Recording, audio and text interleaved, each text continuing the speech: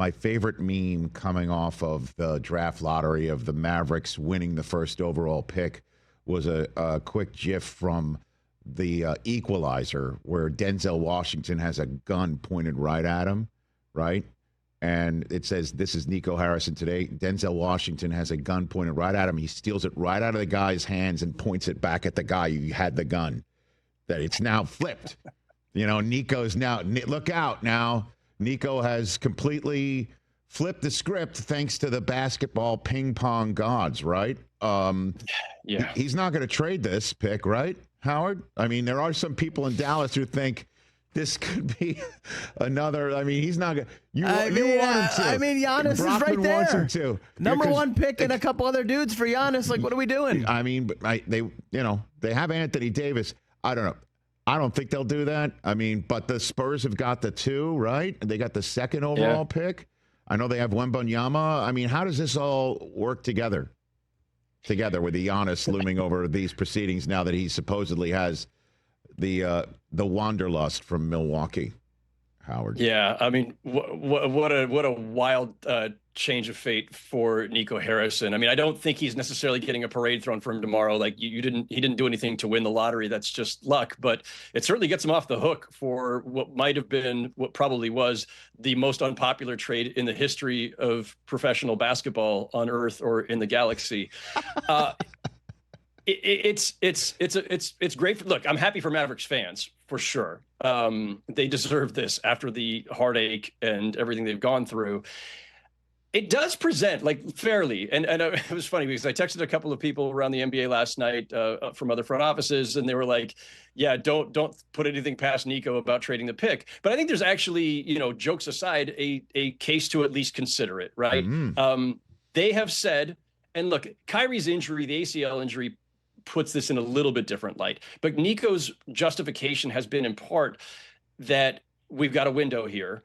Kyrie's in his early to mid 30s, and Anthony Davis, who they've acquired, in that same time frame. So if the whole thing is we're trying to win in the next 3 to 5 years, how confident are you that Cooper Flagg, any rookie, frankly, can contribute to winning at a high level immediately? Because it doesn't happen very often in this league. I mean, Wembanyama is a generational talent, just an absolute incredible athlete. And Wembanyama has not turned around the Spurs in the first 2 years, injury aside. Rookies don't generally catapult a team to title contention. And so if you've got Anthony Davis and you've got Kyrie Irving coming back, who knows, maybe January or February of next season, and you say that the window is now, well, if the window is now, there's a case to at least be made. I'm not saying I'm making it. I'm just saying it's out there that if you traded Cooper Flagg for a high-level veteran who helps you right now, maybe Giannis Antetokounmpo, maybe somebody else, there's a case for it. Not saying they should do it, not saying they will, but there's a discussion, I think, to be had, and they would be foolish not to at least have that conversation internally and weigh the pros and cons. Well, I mean, Dallas would check the Giannis box of no state income tax if that is, in fact, a rumored truth. And so what is, before I let you go, the status of Giannis's mind right now, Howard, that you know? Yeah, I mean, I'm not going to add anything new to this discussion that we haven't all already either heard, perceived, or heard whispered.